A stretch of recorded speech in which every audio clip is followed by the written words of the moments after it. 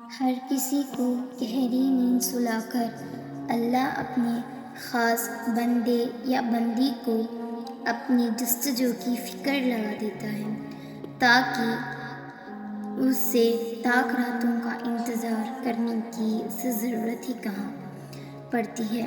نم آنکھیں اور سسکتا ہوا دل اس کو تہجد میں ڈھونڈتا ہے، جس کے دیدار کے لیے وہ آسمان کو سیاہی سے بھر دیتا ہے اور چاروں طرف اندھیرا کر دیتا ہے تاکہ اس کے بندے کے آنسو کوئی تیسری ذات نہ دیکھ سکے۔ تبھی اسے جذبات کی خودداری پر پردہ پڑے رہے۔ تہجد کی نماز صرف نفل نماز نہیں ہے۔ تہجد وہ خوبصورت احساس ہے جو ہمیں ہمارے اللہ سے جوڑ دیتا ہے۔ اللہ تمہیں توڑ کر تہجد تک لاتا ہے اور کچھ وقت کے بعد تم سارا دن تہجد کے وقت کا انتظار کرتے ہو۔ اس اللہ سے اپنی دل کا حال بیان کرنے کا انتظار کرتے ہو اور پھر تمہارا اللہ تمہیں ہر ایک چیز کا جواب دینے لگتا ہے۔ وہ تمہاری اس کے محبت کا جواب اس طرح دیتا ہے کہ تم اللہ کی بنائی ہوئی ایک چیز سے محبت ہونے لگتی ہے۔ تم چاند کی خوبصورتی کو محسوس کرتے ہو۔ تم آسمان کو دیکھ کر اس کی محبت کو محسوس کرتے ہو۔ ایک ہوا کے جھونکے میں اس کو محسوس کرتے ہو۔ تم شکر ادا کرتے ہو کہ اس نے تمہیں یہ دن دکھایا، اس کی بنائی ہوئی ہر ایک چیز کو محسوس کرنا سکھایا اور تمہیں کسی اور کی محبت کی ضرورت محسوس نہیں ہوتی، خود کو مکمل محسوس کرنے لگتے ہو اور وہ اللہ ہمیشہ تمہارے دل میں دعا کو محفوظ رکھتا ہے تاکہ تم اسے اپنی دل کا راز بیان کرتے ہو۔ تم جانماز پر بیٹھ کر اس کو اپنے ساتھ ہوئے ہر اچھی بری چیز کو بتاؤ اور پھر وہ اللہ اس دعا پر قبول فرما دیتا ہے جس کے لیے تمہیں تہجد تک لایا تھا۔ اللہ کا مکافات اعمال کے انداز تمہاری سوچ سے بڑا مختلف ہوتا ہے۔ جب کوئی تمہیں تکلیف دے کر چھوڑ جاتا ہے نا تو اللہ اسے فوراً سزا نہیں دیتا، بلکہ اللہ اسے نپٹنے سے پہلے تمہیں مضبوط بناتا ہے اور اس دوران اللہ اسے دنیا کے ہر دھوکے سے ملواتا ہے جس انسان نے تمہیں دھوکہ دیا ہوتا ہے، اور پھر ایک مقام ایسا آتا ہے جہاں پہنچ کر اس انسان کو احساس ہوتا ہے کہ تمہاری نیت کتنی پاکیزہ تھی، اور پھر یہ جان لینے کے بعد وہ واپس لوٹ آتا ہے۔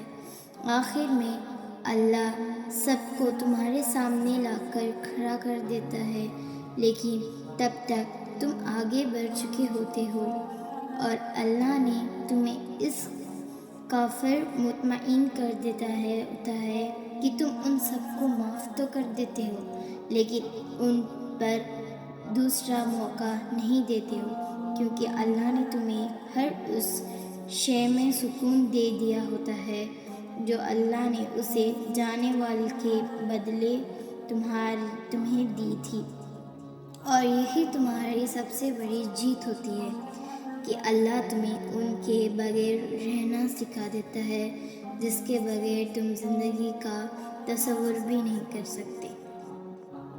تہجد پڑھنے والوں کو معجزوں کا انتظار نہیں کرنا پڑتا، بلکہ معجزے خود ان کا انتظار کرتی ہیں۔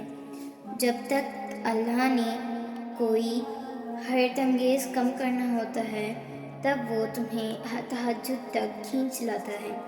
جب اللہ نے تمہیں تمہاری پسندیدہ چیز سے نوازنا ہوتا ہے تب وہ تمہیں اپنی پسندیدہ عبادت کے ذریعے اسے منانے کی توفیق دیتا ہے، اور جو اس کی من چاہی عبادت قضا نہیں کرتا پھر اللہ بھی اس کی من چاہی چاہت اسے دینے میں دیر نہیں کرتا۔ تہجد کا صلہ صرف اور صرف کن ہے۔ تہجد کی طاقتوں کے سامنے کوئی بھی چیز ٹک نہیں سکتی، تمہارے مقدر بھی نہیں۔ یہ خاص بات ہے اس نماز کی کہ یہ ہارتی نہیں ہے، نہ ہی رکاوٹوں کے سامنے ڈگمگاتی ہے۔ یہ اللہ کو مناتی ہے اور تب تک مناتی ہے جب تک اللہ نہیں مان جاتا۔ کوئی ضبط دے نہ جلال دے مجھے، صرف اتنا کمال دے، مجھے اپنی راہ پہ ڈال دے، زمانہ میری مثال دے۔ تیری رحمتوں کا نزول ہو مجھے، محنتوں کا صلہ ملے، مجھے مال و زار کی ہواس نہ ہو، مجھے بس تو رزق حلال دے۔ میرے ذہن میں تیری فکر ہو، میری سانسوں میں تیرا ذکر ہو، تیرا خوف میری نیت ہو، سبھی خوف دل سے نکال دے۔ تیرے بغیر میں آئے خدا میری روز و شب ہے یہی دعا، تو رحیم ہے تو کریم ہے، مجھے مشکلوں سے نکال دے۔ اللہ پاک ہمیں صرف یہی چیزیں سکھاتا ہے، تو اپنی خوبیاں ڈھونڈ کمیاں نکالنے کے لیے لوگ ہیں نا، اگر رکھنے ہی ہے قدم تو آگے پیچھے کھینچنے کے لیے لوگ ہیں نا، سپنے دیکھنے ہی ہے تو اونچے نیچے دکھانے کے لیے لوگ ہیں نا، اپنے اندر جنون کی چنگاری بھڑکا جلنے کے لیے بھی لوگ ہیں نا۔ حضرت علی رضی اللہ تعالیٰ عنہ فرماتے ہیں، زبان کی حفاظت دولت سے زیادہ مشکل ہے، کسی کے منہ پر بے عزتی کرنا اس سے قتل کر دینے کے برابر ہے۔ غریب لوگوں پر احسان کرو، کیونکہ غریب ہونے میں وقت نہیں لگتا۔ اگر عبادت نہیں کر سکتے تو گناہ بھی نہ کرو۔ دنیا یہ نہیں دیکھتی کہ تم پہلے کیا تھے، بلکہ یہ دیکھتی ہے کہ تم اب کیا ہو۔ جہاں اپنی بات کی قدر نہ ہو، وہاں چپ رہنے میں ہی بہتری ہے۔ توکل وہ چیز ہے جس کے ذریعے آگ ٹھنڈی کر جاتی ہے، دریا میں راستہ بنا سکتی ہے۔